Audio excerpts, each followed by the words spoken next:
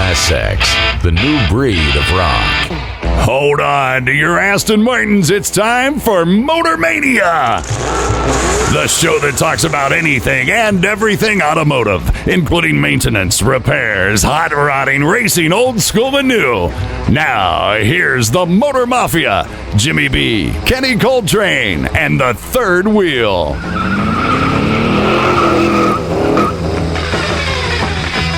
If there was ever a day that you wished Alcor was correct, it would be March 2nd, 2013, because it is cold outside. Very cold. Very.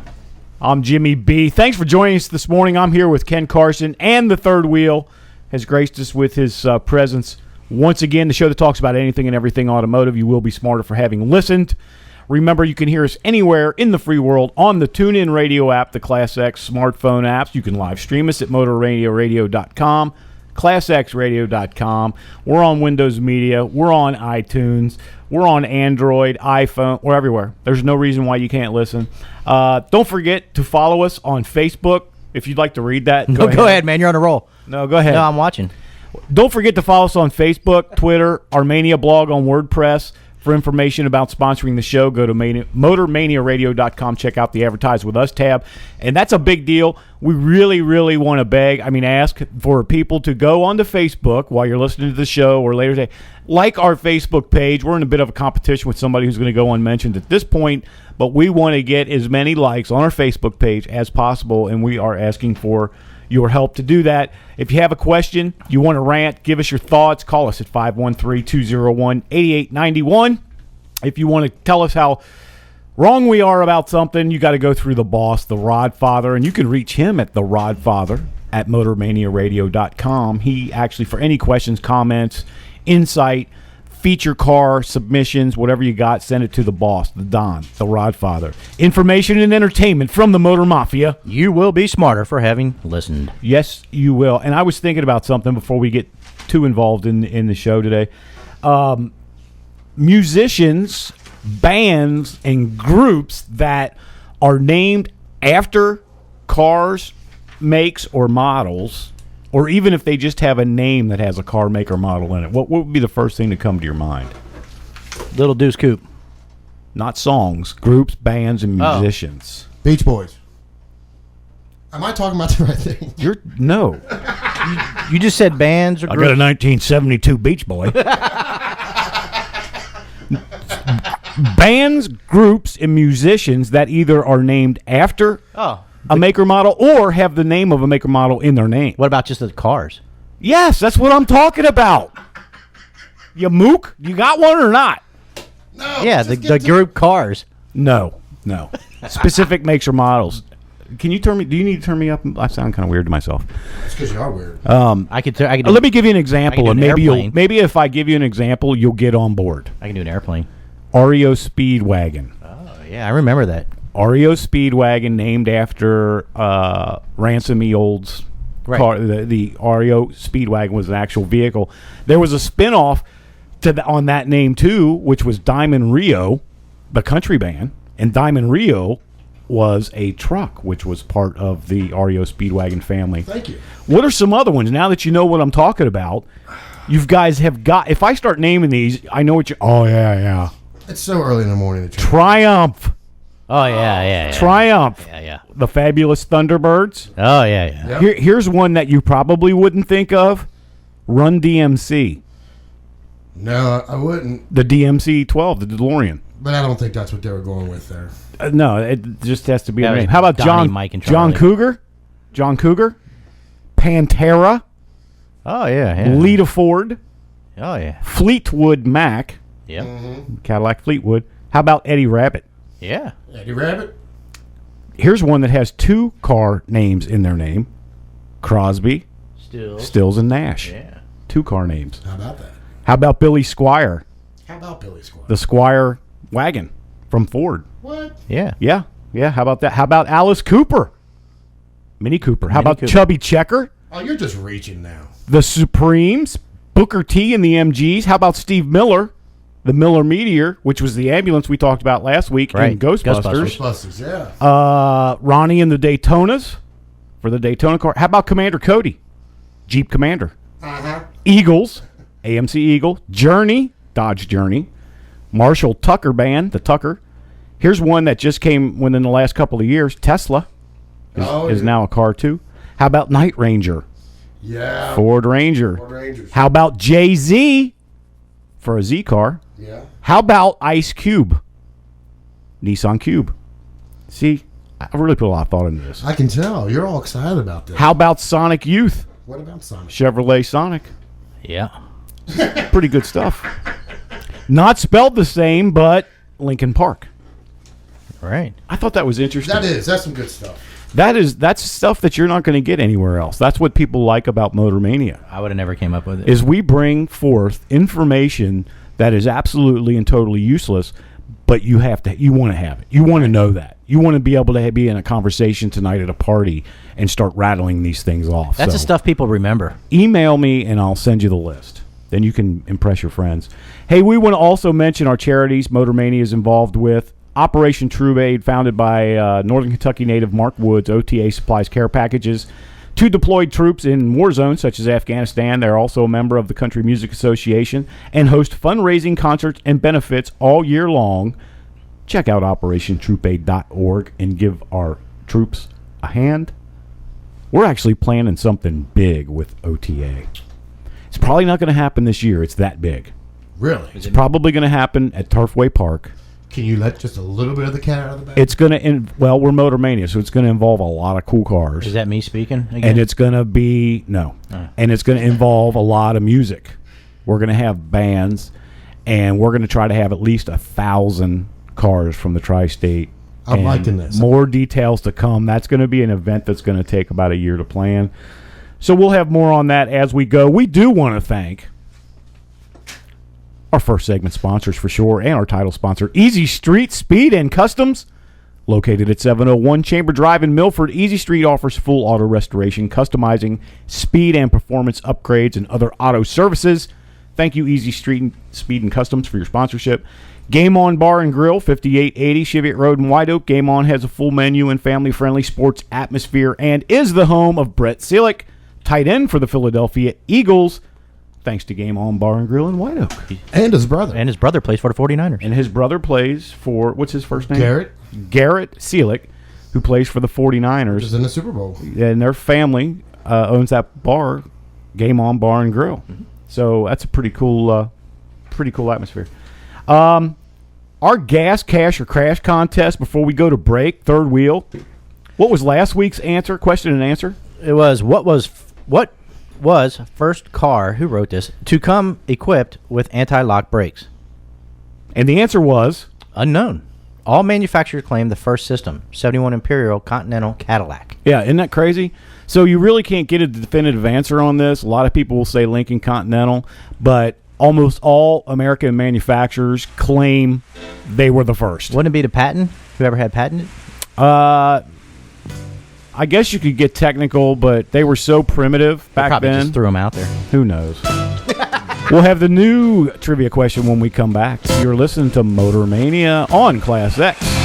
I'm Vanessa Williams. There's so many things kids have to be good at these days. It's hard to stop and think about how something like learning music can help them in the future. Music helps kids because it's a performing art, and children need to learn to perform well so they can succeed in society. Getting an 85% on a math test is pretty good, but hitting 85% of the right notes during a concert isn't good enough for most music students or their teachers. A PSA brought to you by the National Association for Music Education. March is Music in Our Schools Month. Class X. For those concerned, there is life at the left of the dial. Put one hand on your radio. 88.9 and 89.1 FM. Class X. Up one, down one.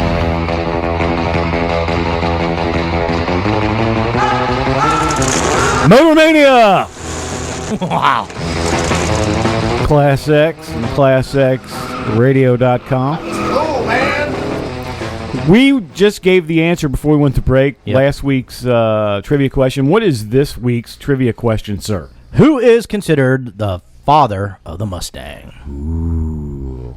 A lot of people think they know this right off the top of their tongue, and I'm It's telling Ford. you, a lot of people Henry are wrong. Ford. Well, first of all, you can't answer, so shut up, and that's wrong. That answer is wrong. I do that all the time. We got a lot of good stuff coming up. Yeah, Jimmy B. What are we going to talk about Well, we're on Motor gonna- Media today? We're going to talk about That's stupid, what it said on the line. We're going to talk about stupid people like yourself. Actually, stupid things people do to their cars. And we're going to take a decade-by-decade look, second hour, about kids and cars. But before we get... What do you want to say, dude? Quit going... I can't help it. My dad, my dad was ghetto. Mm-hmm. And he did some stuff so stupid to his cars. I got to mention some of them later. Okay. Before we go any further with your stupid dad and stuff, let's take a look at automotive news, please. Wait a minute, you just messed me up. Automotive news. See, That was nice. I don't want to hear it. The UAW met with Nissan plant employees for a second time in Smyrna, Tennessee this week in efforts to unionize the factory workers there. To date, the UAW has been unsuccessful at organizing labor in a foreign auto plant in the U.S. and says that it is key for the future of the unions. The workers probably don't want union representation because they are already getting benefits and security that are better than the unionized factories of other manufacturers. And that's the truth. Yeah. Those people get paid well. Yep. They have benefits better than the union, and they don't have to pay for them. I'm just putting that out there. They're going to keep trying because they need more people, especially with the right to work laws that are coming about in different states. But something to pay a pension to. I'll tell you, pension. Something to pay a pension to. Something to pay attention to. The university, I like this story. The University of Warwick in London has developed a new racing fuel that powers its plant fiber-bodied Indy-style race car to 145 miles an hour. Not only is the steering wheel made out of carrots and celery, but the fuel for the car is made out of chocolate. Hold on. I'm not kidding you. Chocolate factory waste has been turned into a biofuel, and when added to vegetable oil and put into this car, it becomes the world's fastest biofueled vehicle. The only thing I can think of is extracting the sugar from the chocolate. That's the only thing that you can mix. Well, the developers did state that by throwing an egg down in the intake manifold, the engine will spit out some pretty tasty little brownies from the tailpipe. What about a banana in a tailpipe? Will that make it into like a sundae or something? You're not going to fall for the banana in the tailpipe? Isn't that crazy, though, dude? They're making fuel out of chocolate. Yeah. Is there anything are we going to end up having to put our old sneakers in a bin and they're going to make gasoline out of it like Back to the Future? I honestly believe that guy who did all that vegetable oil stuff to his Jetta that one year, he started the French fry grease. Right. I think that started all these guys to try everything. Yeah, but they cultivate pond scum and turn it into fuel. Baby crap. All kind of crazy stuff. Unbelievable amount of baby crap. Unbelievable. Yeah, diapers. Yeah, the methane. Yeah, methane. Natural gas. Absolutely. Hey, a new study shows that most consumers prefer a car that has a mean or angry look to its front end. A phenomenon known as pareidolia allows people to see human facial characteristics in everything from cars to clouds. A natural process in the brain will distinguish facial features and begin characterizing that face based on typical human traits. I think a daily driver or daily driving has become so competitive in nature that people want to have an aggressive-looking car to roam around the asphalt jungle, taunting their prey and pouncing on smaller, weaker Priuses of the world. Nice cars finish last. It reminds me of the Dodge. That is true, though. I don't want some wimpy, rogue-looking thing. I want a mean, aggressive-looking front end. It reminds me of the trucks. What about the trucks? Like some of the trucks, they came out like the Dodges, a meaner look. Dodge looks like Humpty Dumpty, bro. Alrighty then. Well, Ford don't look much better. Well, no, but they look like trucks. But a guy wants a mean-looking truck. Yeah, he doesn't want a sissy truck. He doesn't smile at me. Well, I always thought that was just a lift kit and the big tires, not necessarily the way the front end was. Semis used to do that. You ever look in your rearview mirror and see a semi? They look. They put teeth on their grills. Yeah, some exactly. of them. Make them look mean. Exactly. That's because one of them transforms into what's that character on Transformers? Transformers.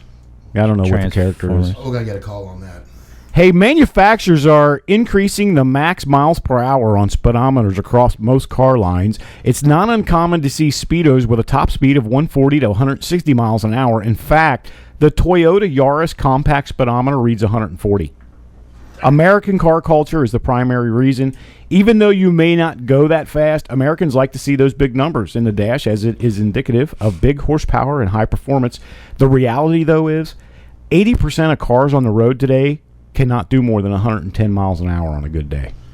That's the reality. The remaining 20% have the potential to do 150, 160, but few of those are even designed to drive at those speeds. Right. It's pretty ridiculous. Well, there ain't many cars I'd want to go over 100 miles an hour in anyway. Yeah, because they're not made for it. The ones that are, your Porsches and stuff like that, you can do that, but there's nowhere around here to do it. I was just going to say, you don't have the stretch of the road to But do I it. think it's funny that Don't need much room. people prefer to see, you could get into your Prius or whatever, your Toyota Yaris or Chevrolet Cavalier, and psychologically, you feel better about yourself because your speedometer reads 140 miles an hour. Is that not insane? Yeah, but it's cool, though. You know. It's a selling point. Well, yeah, you The can marketing people figured it show out. your friends, hey, look. It's the psychology of it. Do we have time to take a look at automotive? Hold on a second. Optimus Prime is the guy from Transformers. Optimus Prime. Thought I'd tell you that.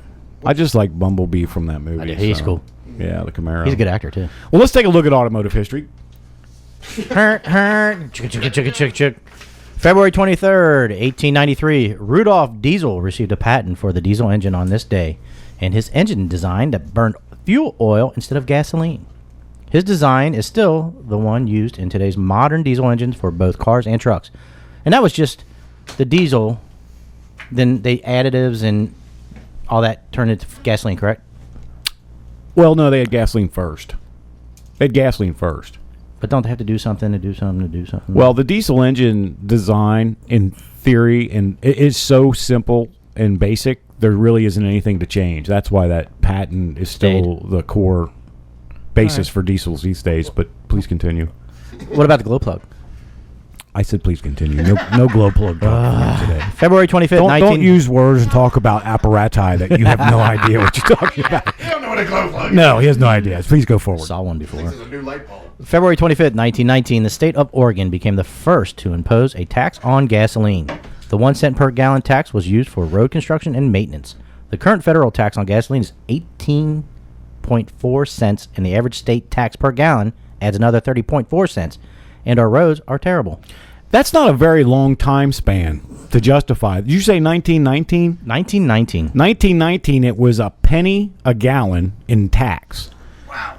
Now it's 40 what? Almost 50 cents a gallon. 30.4 cents. And that's an average, Right. plus the federal 18.4. That's just an average because there are states that have a state tax on gasoline of that's 60 just cents. That's just it. I mean, you've got 50 cents, basically. 50 cents. Yeah. I mean, on that's average. insane since 1990. But if our roads, bridges, and infrastructure were better, I'm like, okay. But they're not. They're probably worse than they were. Corruption. Oh, please Anyway, continue. February 27th, 1948, the Federal Trade Commission issued a restraining order against Willys Overland to stop them from representing themselves as the developers of the Jeep. Although Willys would eventually end up producing the Army utilities, yeah, I thought that, became known as the Jeep. The original design was presented to the U.S. Army by Bantam Motor Company. Isn't that a shame? It is a shame. You come up with a design that is so iconic like the Jeep Right. and not get credit for Right. it. Well, that's life in the big city. Go ahead. Please continue. February 27, 2008, recent history. The professor of hot rods, Boyd Cottingham, Boyd Connington. died at the age of 63 from complications after surgery. Boyd was a mentor and the first employer of some today's top customizers such as, I like this guy, Chip Foose and Jesse James. Mm-hmm. Chip became the president of Hot Rods by Boyd before starting his own firm, and another Coddington protege became the lead designer of the Mustang and T-Bird for Ford Motor Company. Yeah, Boyd Connington was the godfather of customs for the most part. So he designed all that. I mean, Dude, he got, like you said, Chip Foose, Jesse James started. The thing is with Chip Foose, though, he became president of Hot Rods by Boyd, but they ended up not getting along. I was going to say, but also one Because thing... he had Hot Rod TV, remember? Right. Boyd Connington Right. had the television show. And the thing about Chip Foose, though, is one thing about Chip I don't really care for is his designs, as far as his drawings go, sort of start all The same? the same. They do. I mean, it's like you could see. It is. But that's From the what's ground cool up. about Chip Foose was when you see a car that's a Right. Foose car, you know it. You don't have to wonder. You know his designs. That's the cool thing about Chip Foose. See, and I always thought he started out with the wheels. Boyd Connington was the same way. Well, Boyd did the wheels. Right, that's what I'm saying. Chip seemed. I always thought that was the. Yeah, well, that's probably kind of what caused the friction between the two guys. Is they were competing in the exact same arenas for the same customers and that sort of thing. But you got to give Chip credit where it's due anyway, because he does do some good stuff, Right. some nice stuff. And that usually happens. Yeah, it does. Your people are going to split once they train. If you train them right, you work well. with each other, absolutely. And Jesse James, I mean, look at his success too. And he's a protege of his too. So yeah. He's a great fabricator. yes, they both are. Hey, listen, when we get back, we are going to get to stupid things people do to their cars. You're listening to Motor Mania on Class X. Class X, where we just found out what Steely Dan refers to.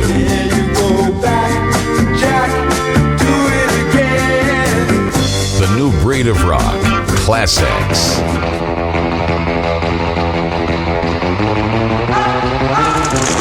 Welcome back to Motor Mania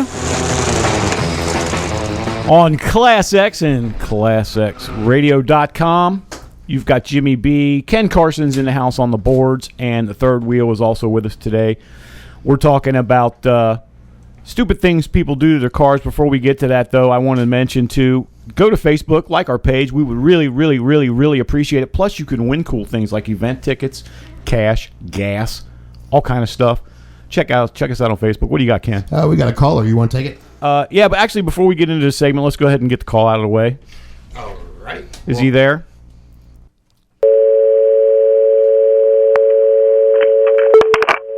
Is he there? He must have hung up. Okay, I guess he hung up. We'll try to get him back on the line. We're talking about stupid things people do to their cars. And, you know, we could probably make an entire show out of this. So I tried to limit it. But when you're driving down the road, you're in Florence, you're up in Tri-County, wherever you're at, and you pull up behind somebody or you pull up next to somebody, you can see the things that people do to their cars, such as, and this one bothers me a lot, and I don't know why, because I'm a parent. Proud parent stickers. Dude, really? Yeah, I don't like those. You know, I hope the kid's smart, I hope you're smart because you just spent a bunch of money on a stupid sticker. They've got, and I've seen these where people have the different sizes and you have the obvious boy and girl things, but I've seen dogs and cats and grandma and you know, grandpa in a wheelchair. I mean, they're just getting carried away with parent stickers, proud parent stickers. All kinds of stickers. How about headlight lashes? Unnecessary. Who buys them things? I know. So these things, they go underneath your hood, I guess, and they sit on top of your headlight, and they're giant eyelashes to make your car. It's funny that we're talking about this when we were talking about how angry people want the front end of their car to look. Right. And then you got these people out there with eyelashes looking cute. Mary Kay. That would be a cool thing. That would. If you really want that much attention, go buy a Lamborghini. That's my thing. You know what I'm saying? Because that's really all that is. Look at me. I'm stupid with eyelashes on my car. Well, last time I priced eyelashes for my car, it was up there with the Lamborghini. There you go. How about a baby on board sign? Do you like them? No. No. What do you think when you see a baby on board? Do you slow down? Do you get a couple of feet away from them? No. No. You know, the thing is, nobody's driving down the road, and I'm going to ram into that guy over there for absolutely no reason. Oh, wait. Got a baby on board. Right. Got a baby on board. Or the visual that you get when you see the sign. Like, oh my God, I wonder what would have happened if the baby was on board, came out of the board. Yeah, exactly. And my thing is, if you're going to have one of those and the baby's not in the car, shouldn't they have to take the sign out of the window? Yes. You know what? Because they're really causing me undue stress. I'm trying to be extra careful because there's babies in the vicinity running around in these 4,000-pound automobiles. Baby on board signs got to go. They got to go. How about the fake bullet holes? Dumb. The bullet hole stickers. You know, I'm seeing them on motorcycles, gas tanks, and stuff. You know, What does that mean? What are you trying to say? Well, that's what I mean. If you know what this means or you have them on your vehicle, give us a call because I don't get that at all. Look at me. I've been shot at. Well, not really. They're just I don't get it. Well, that would even mean, even if you were trying to be a cool criminal, that actually would mean you're a dumb criminal. Yeah. I don't. Because they're finding you and shooting at you. Yeah, I don't understand. That guy must have a lot of. And the best one, I guess, would be bullet holes on a car with a baby on board sticker. Yeah, but mine are with baby on board and on crossed out. Baby was on board. No, see, that would be pretty cool. Now that would be funny if the bullet hole was through the sign. That's not funny. How about the tinted lights. Have you seen these? Most of them probably younger kids. No, I don't. They're putting tint on their lights, on the tail lights and the I headlights. saw that before. Yeah. They look faded out, dark, Blue, purple. European kind of Yeah. something or another. I don't get that. I mean, there's some of them are so dark in the daytime you can't even tell they put the brakes on. You know what I mean? And they got the nerve to do that, causing a hazard, and I got a baby on board. With bullet holes. With bullet holes. I'd like to get one of those and put it on my cheek when I'm driving. A bullet hole in my cheek. How about when you see these cars that have wheels 3 sizes too big and the car's like 3 feet off the ground? Yeah. Those we talked about last week, they're called donks. Yeah. Dude, really? I saw a 1984 Camaro. Yeah, it's like jacked up like a Way four-wheel out drive there. truck. Yes. And again, like I said last week, I can appreciate the mechanical engineering in getting a car not designed to sit like that and drive like that to do that. But they have got to be the most ridiculous thing I've ever seen, and I understand why they're called donks, short for donkey, because that's what you are if you're driving one of them things. How about the chrome door edge molding? You know, have you seen the cars? Yeah. Now, if you want to protect your doors and you like chrome, whatever. I'm talking more about the guys that put the door edge molding on everything on the car. It's on the spoiler, the front door, the back door. It's on the wheel wells. It's on their bug deflector if it's a truck. They put the chrome everywhere. Look, dude, you could have bought a limited. You know what I mean? It would have had chrome on it. In the proper spots. Yeah. And that stuff comes in a big roll, and they just got to get their money's worth, I guess. Duct tape, you just make stripes with it and stuff. You know, this fad had kind of faded out a little bit. You don't see this near as much as you did just even a couple of years ago. How about them giant rear spoilers? Yeah, the whale Remember tails. the ones that would be like 4 or 5 feet Yeah. up above the roof of the car. Like, it's so anti-performance, it's but ridiculous. didn't that come off the Porsche, though? Wasn't it the 911 that had that? Well, the whale tail was off the Porsche, yeah. Then But some of then- these guys got, I think after Fast and Furious came out, what was that, Yeah. 04? Yeah. That's when this really got stupid crazy. And guys would be running around with Civics with these Yeah. spoilers that a lot of them were carbon fiber and aluminum and probably cost as much as the car, but they just do not do any. You don't need downforce on some of these cars, and I don't even know that this creates downforce as much. It just causes drag because there's so much more so weight thick. on the back of the back of the car. This one I love: spray bombed wheels, or like a factory wheel painted black. Yeah. Can I tell you my story now? Oh, go ahead. My dad, one day I came home, and remember that 1984 GMC truck he had? The S10. Yeah. yeah, Remember that? yeah. I came home. He just finished rolling the bed of the truck, light brown. It was a dark brown truck. He rolled it with a roller, With a paint roller. and Like then, a house paint roller? Yeah, and then he painted the hubs That sounds like light brown, the same color with a paintbrush. Nice. My dad was rolling. That's culture. I was like, "What are you doing, man?" I had no idea you guys were from West Virginia. He was from downtown Cincinnati. Yeah, I mean, I've seen people that take wheels on their car and rather than buy custom wheels, they just spray paint them. Oh wait, now I'm guilty of that. I've done that before. Well, what's worse to me is when you've got a decent car and you pull the hubcaps off to expose the black factory wheel. Like, that's cool and rotted out. Right. Not happening. Oh no, that's Not happening. Stick family stickers. We kind of talked. It's kind of like the proud parent deal. Right. Stick family, the little, I call it pedophile art. Because that's basically what it is when some freak pulls up beside you or next to you and says, "Oh, they got 2 little kids." You know, I think that's ridiculous. I never thought of that. Chrome or stainless gas door on a non-performance Yeah. car. what is that? That is People, you can buy these things. Now, listen, if you're going to do one of these gas doors, spend the $40 extra and get a real aluminum one or stainless one. Don't get that chrome peels? plastic stick-on thing that just sticks over your factory door. Because, yeah, I don't know. Maybe most people look at that and don't think anything of it. But if you're a car person and you see that kind of stuff, it's kind of, and especially when you have that in conjunction with your chrome door edge molding, it's a big no-no. You know, don't do you can that. use that shiny duct tape for HVAC stuff for chrome. And I know that I've seen people do Yeah. that or put it or use it as striping down the side of the car. HVAC tape. How about those big coffee can exhaust pipes you see sticking out of those non-performance rides? Loud. They look like Folgers cans. You know what I mean? They're so huge, they're loud, and they're doing the opposite of what they intend to think it's doing. Yeah, you feel like they're going 100 miles an hour when they get up on you. Yeah, and they're not doing anything. They were going 30. They're absolutely awful.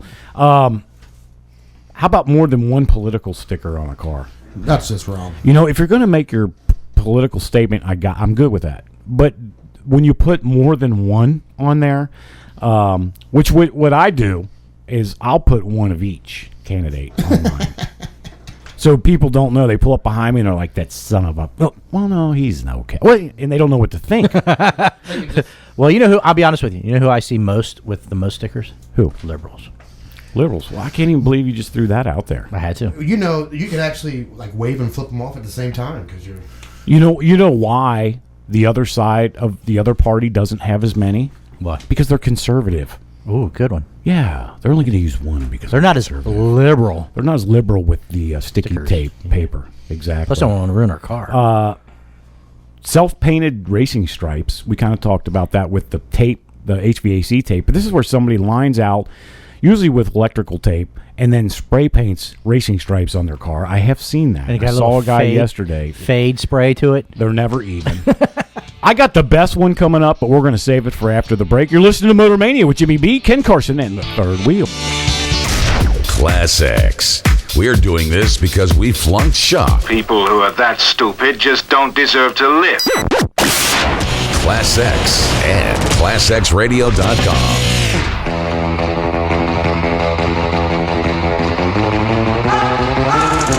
Welcome back to Motor Mania on Class X. Jimmy B, Ken Carson, and the Third Wheel sitting in. Before we go to this last of our stupid things people do to their cars, we got that caller back on the line. Caller, are you there, caller? Yes. Go ahead. You're on Motor Mania. What do you got? I was listening to the show, and can you hear me guys okay? Yeah, I can hear you. Go ahead. I was listening to the show, and I heard you saying stuff about the bands and the cars. Yeah. And I was just thinking, my gosh, what about Ricky Martin? I'm sorry. What did you say? Ricky Martin. All right, look here, pal. Don't ever call Motor Mania and use the word Ricky Martin on air. Do you and what car are you referencing? And don't say Aston Martin because that's even worse. Well, it's Aston Martin. You know it. Okay, that's the end of that one. Oh. I don't know who that cat was, but we do not talk about Ricky Martin on Motor Mania in any aspect whatsoever. Aston Martin, absolutely. Ricky Martin, never. That was strange. Yeah, we need a call screener. That was really odd. That was a weird phone Really call. uncomfortable right now. The last of the stupid things that people do to their cars, and I know you've all seen this one. They dangle from the underside of a pickup truck. Oh yeah. The Truck nuts, they call them. Yeah. That's the brand name, and they are a part of a bull that gets taken off in many cases. They're not real, obviously. I've seen them in red and blue and chrome, actually, but they dangle from the back of a pickup truck bumper.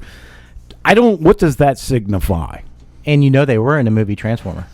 They did have them in the movie Transformer. Yeah, on that one machine. The one. He had them? Yeah. Dangling? Maybe that's what started it? I don't know. I don't know, but that's completely... I don't get that one either. I think it's inappropriate. I mean, are you trying to say your truck has them or that you have them or... Or you're identifying your truck as a male. Yeah, I don't know. I don't get it. That's what I want to know. Inquiring people here want to know. Why do people dangle truck genitalia or bull genitalia off the back of their pickup trucks? Or they're living vicariously through their truck. Genitalia. They're living vicariously through their truck, I guess. making up for their insufficiency. Yeah, but when I pull up behind them, I don't want to look at that. I know. I said I don't want to look at that with my kids in the I don't want car. to explain it to my kids. What's Exactly. that, Dad? What's that? That's just some loose nut stuff. Now, I won't pick on these guys too much. I do have one more. I just think it goes along with that theme of having those things hanging from your truck. Sure. And that is the big semi-truck diesel stacks that you put on your diesel pickup truck. The little red truck. Well, no, because that was cool. That was No, I hot know, but I'm rodding. saying that was- Yeah, the stacks that come out of the bed, they're usually 5, 6, Right. 8 inches around.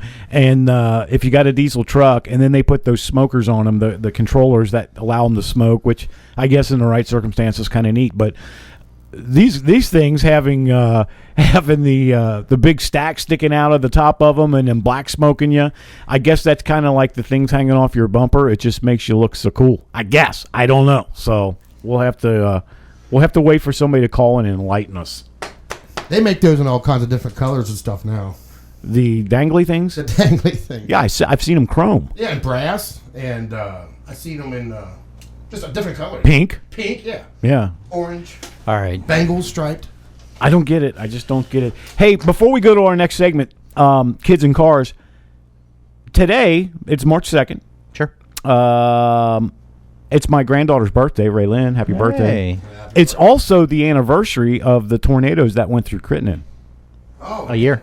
A year ago today. that was really. That was a year ago today. Isn't that unbelievable? And that was personal to you. It was personal because we had family that lost their home. Their neighbors were killed. And didn't you say a truck? Since we're a car show, didn't you say was it a truck? It was a dump truck. Dump truck. A dump truck was passing almost in front of their house. They were basically ground zero. And how far were they from that? The truck and the house. Well, the truck got picked up off of 25 Dixie Highway and thrown into a culvert. The driver of the truck, unfortunately, came out of the truck. Right. And probably went, I would say, probably about 120 yards. Yeah, when you told me that was insane. About 120 yards. Passed away, unfortunately, in their backyard there. But there was a car, actually, if I'm correct, it was a Dodge Journey, I believe is what it was, that was in the garage of a house. This is farm country, so the houses are half a mile apart. Right. So the next house down, half a mile down, in the garage was this Dodge Journey, and that car was crumpled up in a ball, almost unrecognizable, engine gone, unbelievable, on the dam of my grandparents' farm, a half a mile away. Wow. Totally insane. Ken Carson came down there and helped us clean up a little bit. Yeah, that was the devastation is just, until you've been on site, television does not do it justice. And how's the recovery? They actually are just now moving into their house. They could have done it quicker, I guess, but they wanted to take their time and get what they wanted, and they've got their house up. Pretty much all their neighbors got their houses back up and farms back running again, although the neighbors across the street lost their lives. So it's somber. Today's a somber day for a lot of those folks down there. A lot of houses destroyed. We know somebody else down there, too, that lived on Bagby, I think, behind 25. Greg Jasper's house got tore down. Oh, yeah. Completely. Down to the fountain. I mean, he had nothing to clean up. There was nothing left. So, thankfully, they survived. Kids in cars. We're going to have to continue this next segment, but we will get started because I think it's interesting when you look at decade by decade, young people, when they get cars and the things they do to them, the places they go and all that kind of stuff, how they fix them up is intriguing to me because it changes generation after generation. For instance, in the 50s, all those young kids, obviously, they drove cars from the 30s, 40s, and, of course, the 50s. It was about having fun, getting back on track after World War II. A lot of them had steel-painted wheels and chrome reverse wheels, something inexpensive.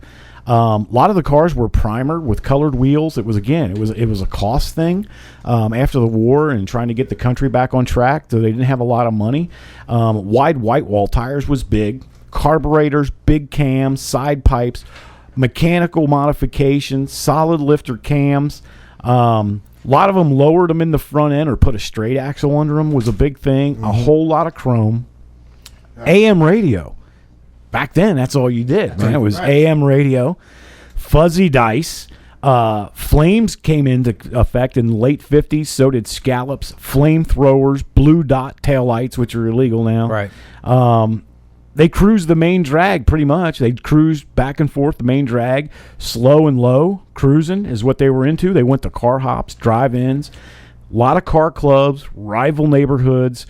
One against the other. Back then, there were no emissions to worry about. I know they had those mufflers and exhaust that were they're just loud. Yeah, and you didn't have to worry about emissions and noise control levels and all that sort of stuff. And really, I put 95%, but I would bet back then it was probably 98% American cars. There were a few European cars, not Asian, but European cars here. But for the most part, they were all American muscle or American metal, I should say. So, different time, different era, totally. We're going to get to the 60s when we come back. Stay tuned. Class X. X, Miami Town, Harrison, Colorado. 89.1 WKCX, Crittenden, Florence, and Alexandria. And 89.3 WYNS, Waysville.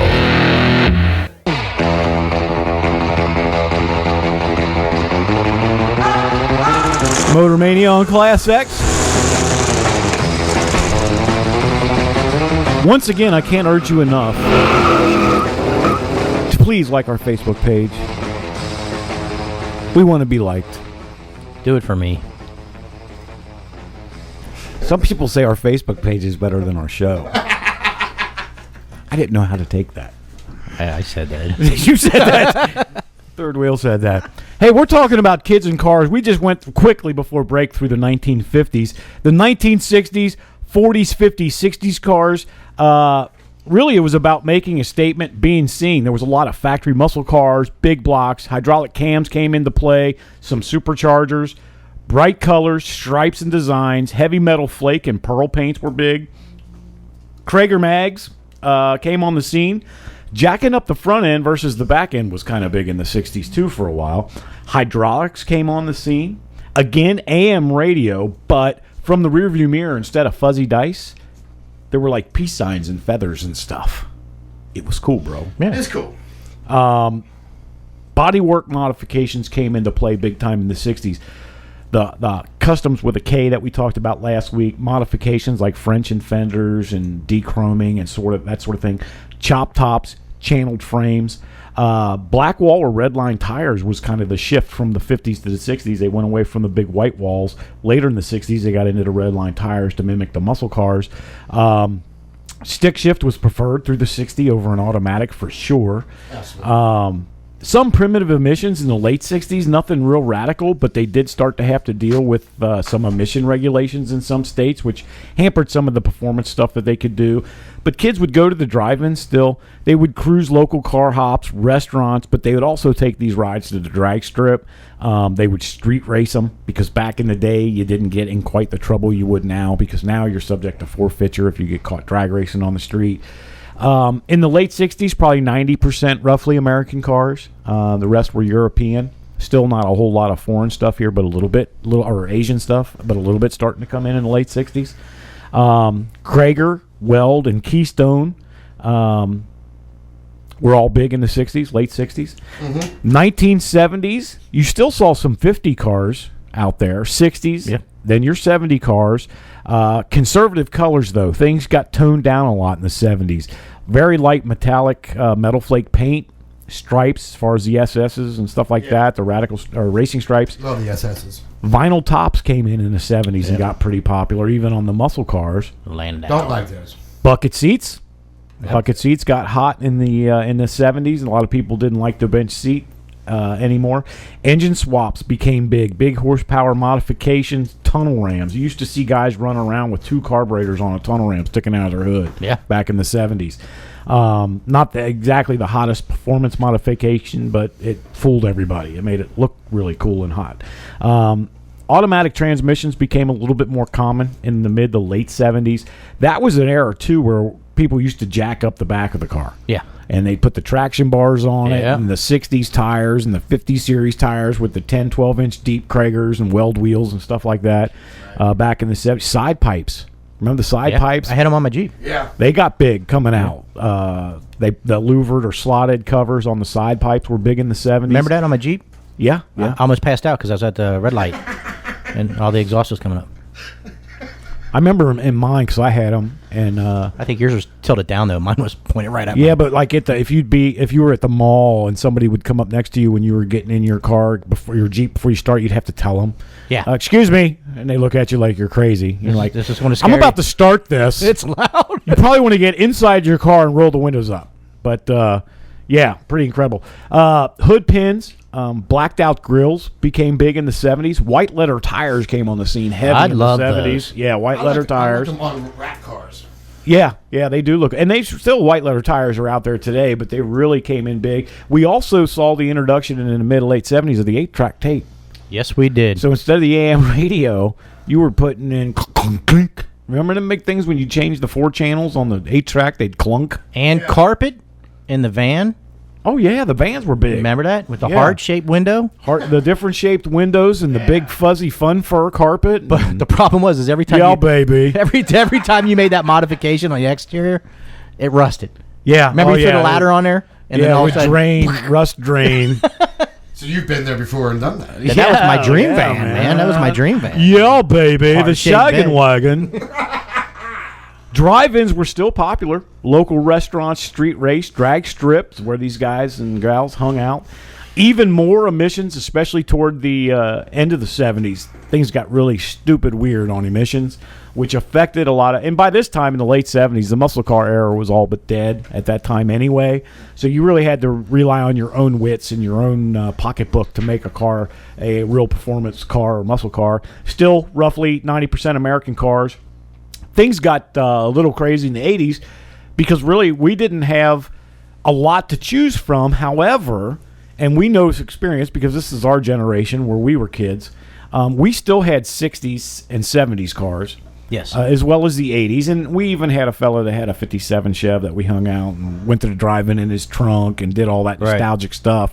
But the primary drivers were 60s and 70s cars into the 80s. And that was a whole different world because those were definitely conservative colors, a whole lot less chrome. T-tops and sunroofs got big in the 80s. Everybody wanted those. You also had to deal with V6s when we got into the 80s. So a lot of these cool cars, the Camaros and things, actually had V6s. V8s and V8 modifications became big. Engine swaps because you had those low-power V6s and you wanted a bigger engine. The Asian cars. The Asian cars started to come on the scene heavy. The Datsuns. Yeah. Well, a lot of gas was high in the 80s, dude. But they came out with the RX-7, the Mazda, and the Datsun 280Z. They did. They had the so it was like a T-tops culture change when we were young. So we're going to get to more of the 80s and then into the 90s when we come back. Stay tuned. You're listening to Motor Mania. Generational differences. And it's cool to see how things change over the years. And we left off in the 80s, which is the generation that we're from when we were out cruising and doing our cool kid things. Having a drag strip look was popular. Yes, it was. Back in the 80s to make you, even if you didn't take it to the drag strip, to make it raked in the front, big tires in the back. Clone cars were really big, which is when you had a regular Mustang and couldn't afford a Cobra, you turned it into a Cobra. Oh, yeah. And cruised that around. That got big in the 80s. Next kid on them, but absolutely. Big lifted tall trucks got real big in the 80s. Guys with 4-wheel drive trucks jacking them up. Did we have somebody that did that and couldn't get it out of the garage? Dave Zillig? You remember that? Yeah, we built a big Ford truck in his pole barn and couldn't get it out. We actually had to take the tires off of it and wheel it out on jack stands. Yes, good times. And yet you said that on the radio. I know. Little bit of chrome, not a lot. Body colored side moldings in window trim started to become big in the 80s. We still had early 80s 8-tracks, and then they went to cassettes. So we started with the cassette tape. From the rearview mirrors, a lot of people had dream catchers, I remember. Oh, yeah. Hanging from the mirrors. Ladder bars, traction bars, even putting axle lights underneath your car was big in the 80s. I remember that. Chrome differential covers to make it look performance-y, although it had no function whatsoever. Chain steering wheels. Shave everything off the car. We had to deal with third brake lights, which were totally uncool on a hot rod. Later in the 80s. Yeah, later in the 80s. 85, I think, up. Whole lot of emissions we had to deal with. And there was this dude that had electronics, a bag phone.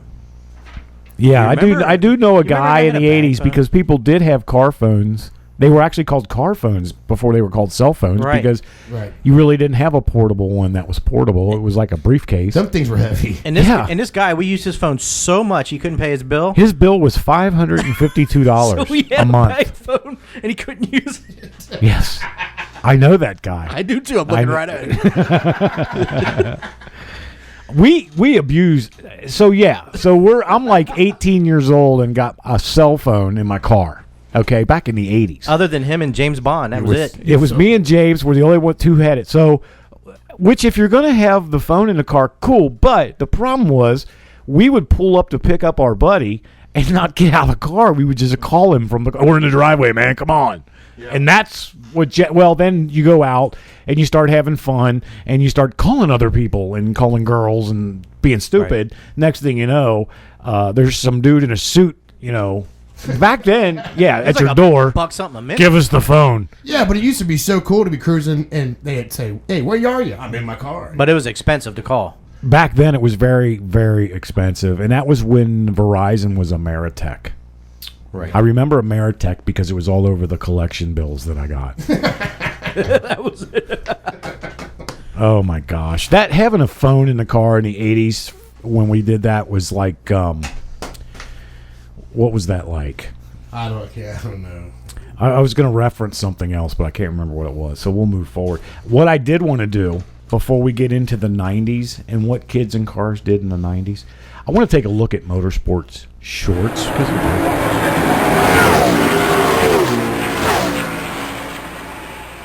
a lot going on in motorsports. And if I can find it, I'll tell you what it is. Jeremy Clements, the Nationwide driver, did you hear about him? No, I haven't. Tell me.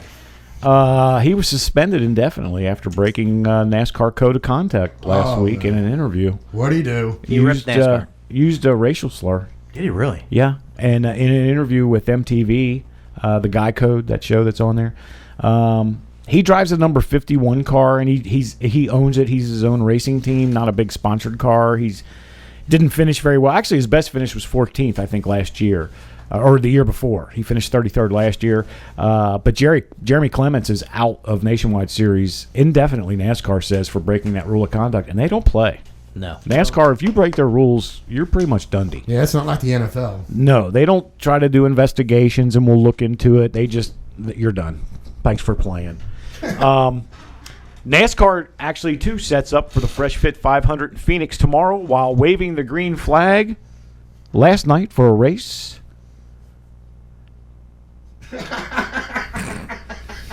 Waiting. Waiting. Pause for effect. Here we go. NASCAR sets up for the Fresh Fit 500 in Phoenix tomorrow while waving the green flag last night for a race that was the first ever in the U.S. Listen to this story now. This is why I had to pause, because I'm just not sure about it. The NASCAR Mexico Toyota Series held a race at Phoenix International as sort of like a test run. Okay. NASCAR has a series in Mexico. What? Yes. And they are actually going to try to run, and they did last night, the first time the Mexican NASCAR series ran at Phoenix. First time they've ever had a race in the United States. You know what the big issue is? What's that?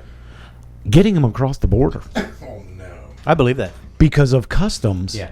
You're talking about bringing all that equipment. Multiple tractor trailers. It was so bad, they said, that race teams paired up and put 2 cars and 2 sets of equipment in one truck just to make it easy. They sat in line for a day and a half in some cases waiting. Are you kidding? To be inspected to get into the United States. To race? To race at Phoenix. Then when they got to Phoenix, because they weren't able to bring their full outfit of gear needed for a long NASCAR race, they ran like little spurts, little series of 20 laps, and then they'd quit. I saw some of that. Yeah. So really bizarre kind of test run, but I didn't know. I knew there was a race series in Mexico. I had no idea it was sanctioned by NASCAR. NASCAR's objective, they say, is to make NASCAR racing more of an international event. And that's probably good, but the thing is why didn't they have that all planned out beforehand? You would think they would have had some pre-customs authorization to get them guys through. Right. I don't know. There's a Canadian NASCAR sanctioned series also, as well as a European. So what they're going to do is they're going to try to make NASCAR more of like an Indy-style deal in years to come, where you'll have international competition. Well, that ought to be cool. How expensive is that going to be getting them things to Europe? Yeah. You know what I'm saying? So they better have some pockets. While all the hype has been about Danica Patrick and her series of firsts for female race drivers, NHRA Drag Racer offers not one but two females that have opened the 2013 NHRA season with wins at Pomona and Phoenix. Check this out. Courtney Force, 24 years old, won the Pomona Series in her 8,000 horsepower funny car. Erica Enders, 29, took pro stock in Phoenix. A first for NHRA to have two females lead the season opener. And on a side note, Tony Schumacher took the top fuel honors. Not a big surprise there for Tony. But this car, Courtney runs 317 miles an hour in this car. You know I knew that. I'm glad that you did. Because I read it on my thing. I was going to say, blog. There's no way you would know that. No, I read it on MotorMania.com. Yeah, I put it on Facebook or something. Oh, maybe you did. But yeah, I mean, and get all the props and accolades to Danica. Job well done, girl. But 8,000 horsepower in a funny quarter, in a quarter mile, 3.5 seconds at 317 mile an hour. I can imagine that. Dude, I'd rather go around a track making left turns all day. You know what I'm saying? Well, that's the problem. She can't make left turns. She only knows how to drive straight. I know, but man, give props to them chicks for being able to do that in those cars. Unbelievable. I got a couple more items we'll get to when we get back. You're listening to Motor Mania on Class X and ClassXRadio.com.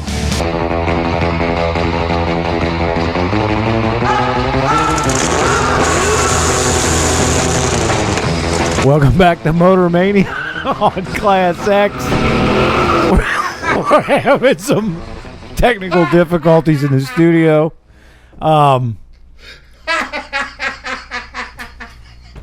Before in the first segment, we had a big blank spot in the last segment when I was going over motorsports shorts and I stopped. I just want to explain the reason why. I got a text from Ameritech. They found me. You're right. I should have never opened my mouth. Oh man! So now I got to pay that bill, which I think is like $15,000 now. The Nationwide Series race today at 4 o'clock in Phoenix. Sam Hornish Jr. is in the points lead after last week's. Now pay attention. Sam Hornish Jr. finishes second last week in the Nationwide Daytona Series, but he's in first place in points. How's that happen?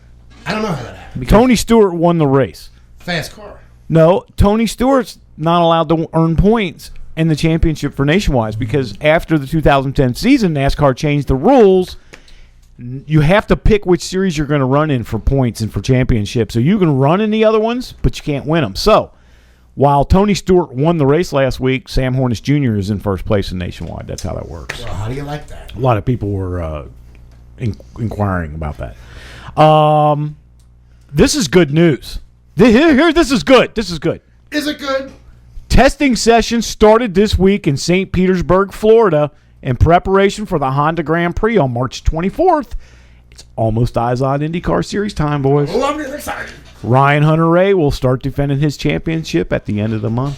It's awesome. IndyCar. What's wrong with third wheel? I don't know, man. Something's not right. It's over my head, man. Hey, we do want to take a look at this week's Mook of the week. Taking crazy pills! Christopher Sharp, 37 years of age. He's from Pasco County, Florida. Here's the deal. Christopher moved in with his new girlfriend and her parents at their home in Pasco County. Christopher would come home from work every night for about 6 months and tell stories of all the things that happened on the job before going into his bedroom and taking off his uniform. He would hang his Pasco County Sheriff's uniform in the closet and hang up his utility belt. Chris never bought his gun in the house, though, stating, "We're not supposed to wear our service weapon when we're off duty." Then he would have dinner and tell the family more stories of car crashes and chases and DUI arrests and all that kind of stuff.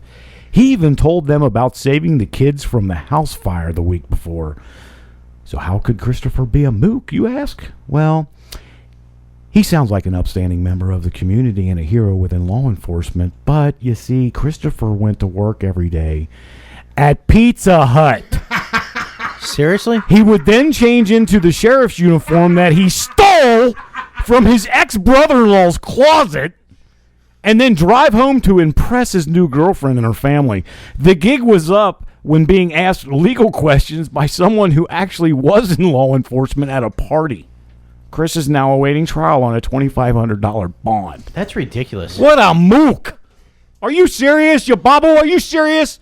This dude steals a sheriff's outfit and to oppress a girl as if she would never find out. The gig, although he did last 6 months, you got to give him credit. But he worked at Pizza Hut all day, would go into the back room and change into a sheriff's outfit and come home and lie. Come on. And tell stories. Wow. Christopher Sharp, you're the mook of the week. He sure is the mook of the week. I want to look, speaking of mook, not that I'm a mook because I would never, or he's not a mook because I would never say that about the Rob Fodder. But the Rob Fodder picked a car today. We got a Rob Fodder's pick of the week. Johnny Dietermeyer. In his email, he says they call him Dietz. He's from University City, West Virginia.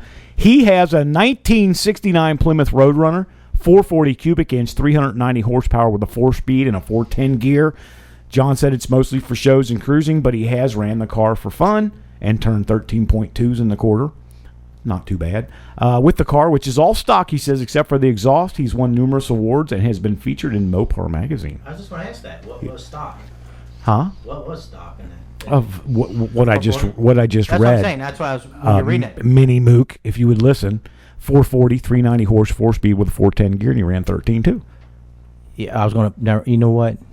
I will punch your lights out. I'm going to punch you in your throat. He's going to punch his lights out. You shall do nothing. Where are we going from here, boys? Because I totally lost my place, and the cursor's not working on my laptop. Well, you talk about anything you want to, maybe. Kids and cars. Well, we were talking about kids and cars, and we should finish up that segment before we get too far because I know everybody's waiting to hear all the generation that's from the 90s saying, what about us? So we're going to get to that. In the 1990s, 60s, 70s, and 80s cars were the main car. There were plenty of cars to work with, a lot of model years that were still out there and available, including the 90 model cars. Conservative colors still. Pinstripes got big. Tinted windows got real big in the 90s.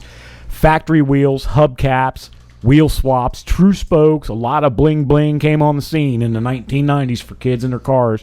Velour interiors were big in the factory. Some factory horsepower cars, good horsepower cars were left. Not very many. It was Camaro, Mustang, cars like that. V6, computer controls, throttle body injection, some turbos in the European and Asian stuff started coming on the scene. 4x4 trucks got really popular. Jeeps and mini trucks. The lowrider mini trucks got big in the early 90s. We had them in the 80s. We had them in the 80s too, but they got really big and got club affected in the in California. in the We had them way before you guys. And they still have them in California. We had them way before you guys. They still low ride out there. We did it in the 80s, real hard in low trucks. All right, listen. Took you 10 years to get it here. Don't combat every time. When I say something, don't combat me. Don't fight me. Okay. Well, now he's punching the boom stands. I'm gonna punch right through this window. Yeah. A lot of chrome add-ons. Here's the big one. We went from cassettes to CDs in the 90s. That was a big deal. Yeah, FM radio was dominant for sure. The thing hanging off the mirror, probably the little trees. If anything. Well, yeah, if anything, it was the little trees. The air fresheners. In the 80s? No, 90s. Oh. 90s, air fresheners. The trees. In the 80s, we used to break the things. We'd have so much stuff hanging on. Well, yeah, they hung. Well, and they actually do that now. Young kids. Asian cars, like I said, they started to come on the scene a lot heavier. Big stereo systems, big boom box, thumping stereos in the 90s got big. Yeah, build your own boxes. Here's one that you got to remember. How about the dash crowns? Yeah. Oh yeah. Remember the dash? Do you remember the story behind that? You're supposed to mean you're a drug dealer. Drug dealer if you had it. Yeah, if you had a crown. If you had they were back. actually air fresheners or piggy banks or something. It was dumb. If you put one in the back dash of your car, you were a drug dealer. Or you were just cool and a wannabe drug dealer. And you could put your little bullet hole stickers on your car and really be authentic. Or you get shot by a drug dealer who thought you were a drug dealer. Yeah, because you didn't have his goods. Because you drove by his place. Body graphics, actually, in the 90s. You started seeing cars from the factory, and a lot of people mimicked that. A lot of kids did with putting those big graphics on the side of their cars. Strict emissions, including emission testing back in the 90s in this area. It was a very quiet year. Decade, thank you. Exactly. They had the cruise fast food. They did do the strip, cruising strip. Not a lot of custom cars out riding about. Most of the time, you were cruising your dad's Caprice or something. You know what I'm saying? Right. That was a big change. In the 2000s, they were driving 80s, 90s, and 2000 cars and trucks. This is the high-tech generation. Two-tone paint, matte finishes, retro colors, 17-inch and bigger wheels started to get popular. Low pro tires, lowered ground effects, 4 and 6 cylinder engine dominance, big tuned exhaust, Asian popularity skyrocketed in the millennium. Diesel trucks for young people actually started to come in the scene and get big because the price had come down on the used ones enough they could afford to buy them, put them giant goofy stacks on them. Electronic gadgets and gauges, suspension and brake upgrades, interior lighting. This is all in the new millennium. The biggest change, MP3. Yes. We went from CDs, now we're into MP3 and digital audio. And now satellite radio. MP3's starting to go now. Yeah, everything's gone digital. Well, you know they're going to be having the iPad style stuff in your car. Right. Well, and they have that now, but Well, it's yeah. going to be getting bigger. Yeah. Yeah, your radio player in your car is just going to be everything. The biggest change now over the generations, the one that's the most bothersome, and I wrote a little bit about this in the NKY Live magazine. So pick that up because they hit the newsstands yesterday. NKY Live available at Kroger and CVS stores in Northern Kentucky. Is that they don't really hang out anymore. They don't have the cruise spots. They have underground societies. It's not the typical cruise the strip thing, hang out with your hoods up that you saw from the 50s through the 80s. That's gone. But you do see the cruise-ins. You see cruise by the older group. That's the old crowd. Yeah. This is kids in cars, and they don't have a place to do that anymore because a lot of times they get run out by McDonald's. Right. They don't have the drive-in theater. The restaurants don't like them there. Right. That's what breaks my heart. And they're violent. Yeah, that's the problem. Now available at a PC near you. Throw away your bulky transmitters and broadcasting towers. Album rock for the world. ClassXRadio.com. Welcome back to Motor Mania. Remember to become a fan of ours on Facebook. Tune in anywhere you happen to be on Saturday mornings with the TuneIn Radio app. On your smartphone or device, it's completely and totally free. The Rodfather is available for all your automotive questions, comments, and suggestions 24/7 at The Rodfather. No, The Rodfather at MotorManiaRadio.com. That's it. I need to fix that. You can email us, Facebook message us, whatever you'd like to do, we're here for you. You can also live stream the show at MotorManiaRadio.com, ClassXRadio.com. Remember to do business with our sponsors. Without them, there's no Motor Mania, and we like to support local small business because we are small business. Let's go to our tech tip. Let's do a tech tip. This week's tech tip comes from a female. I believe she's a service writer. She could be a technician, but she works at Capital Cadillac in Washington, D.C.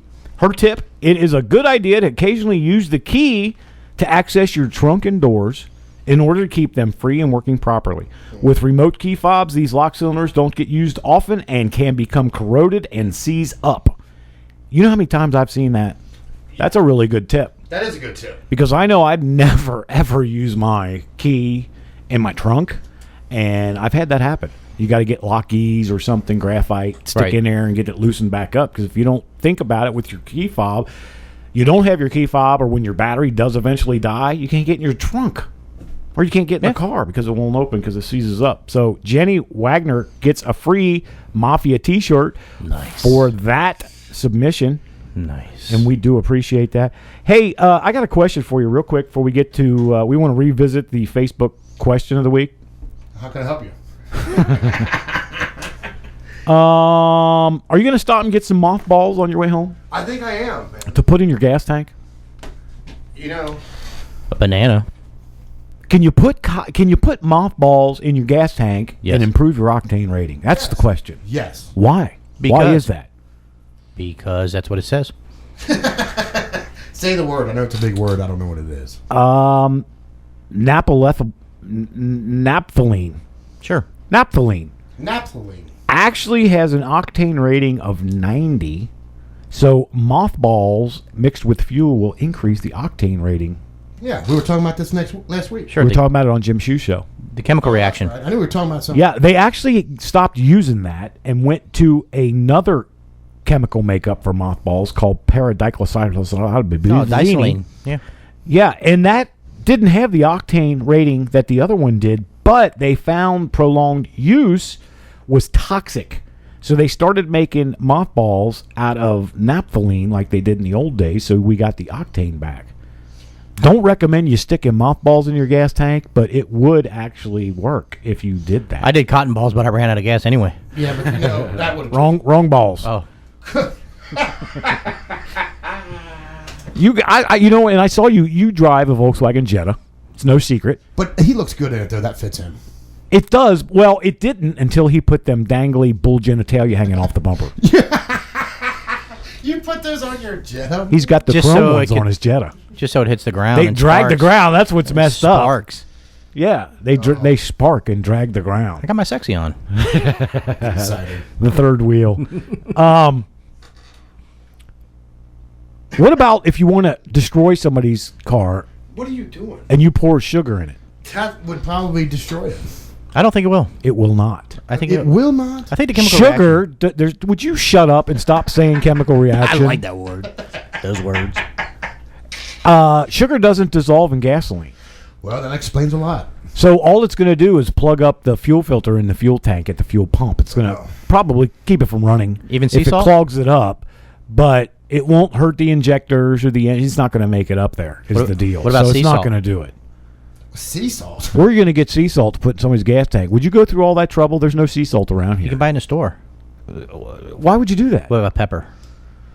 See, I thought you were going to give some info on how to destroy. Oh, Tabasco sauce. No, we're not allowed to do that. Yeah, that's what scared me. So I'm glad to hear that sugar does not work. Tabasco sauce. Well, I know from a report we did a couple of weeks ago. I don't remember. No, that was last week. I don't want to talk about that. The girl who hit her remote key lock and exploded her car. Oh, yeah. We talked about that last week. What was that? Propane tank was in the trunk. You were here last week. Yeah, You set were off here. the What spark. do It you was mean? leaking. Yeah, thanks for joining the party. You know I got a short-term memory. Where have you been? The UAW met with Nissan plant employees for a second time. Oh, we already read that. You want to know what last week's answer was? Yeah, why don't you give us last week's answer and then review this week's question of the week, please. All right. Well, last week's answer was to last week's question. What was the first car to come equipped with anti-lock And the brakes? answer is, Johnny, tell them what they've won. Holy cow. Unknown. All manufacturers claim the first system. Yeah, I thought that was interesting. That was interesting. What's the question this week? The question for this week is, who is considered the father of the Mustang? The father of the Mustang. Henry Ford. It's not It's Henry not. Ford. It doesn't have anybody with the name Ford in it. Steve Cadillac. Getting closer. Bob. Log on to Facebook and answer that question, and you have the opportunity to win $25 in gasoline, $25 in casholine. You sound like one of those guys at like Walt Disney World when you're in the tram. Please do not get off the tram. Please do not get off the tram until it comes to a complete stop. Keep your feet and hands underneath the seat. Please, you've ever been on a roller coaster and they say something to you when you get off because they have cameras and they see you standing up in the seat backward and all that stuff? Remember we used to do that at Kings Island? Yeah, I do. So I almost fell out. I would never do that again. No, I don't even like riding them anymore. I can't either. I guess it's age. I don't know. I can't because of my back. If you knew how much I hate you right now. You know I fell off one of those once. Is that what happened? That's pretty obvious. I was just curious I landed on my feet. as to what happened. Hey, we are on Twitter. Twitter.com/ well, that's not how you do Twitter. No, it's At. no, it's the tag thing. Shut up. It is not. It's at Motor Mania Radio. At Motor Mania Radio. One more time. At Motor Mania Radio is our Twitter address. Facebook is facebook.com/Motor Mania Radio. Facebook us. Facebook us, please. Website, motormaniaradio.com. We have a blog, information, fun facts, all kinds of stuff on there. How about wordpress.com/Motor Mania Radio? That's our blog. Hey, since it's almost spring, are you putting that picture of me with my shirt off again? No, please don't. What? Don't interrupt me anymore. And put your pants back on. You know I do radio without pants. I don't know why it's all of a sudden a big deal. Oh, Wild Man Walker wears shorts year round, and you don't wear anything. Except for those Speedos. He wears shorts, but he's got gloves. I don't get that either. Yeah. It's like some kind of hybrid Michael Jackson. It's a wild man thing, I guess. Yeah. Reminds me of, what was the guy's name from Wham? I saw that CD. George Michael? George. See, what did I tell you? Bam, he was right on it. Right on it. I saw that Wham CD in your car. Oh, I got every one of them. Hey, listen, from Motor Mania and Class X Radio, this is the Motor Mafia. We're going to see you here next week, hopefully at 10 o'clock, 10 to noon. Who's the playing? New Breed of Rock. See you, everyone. Thanks, guys. We'll see you next weekend.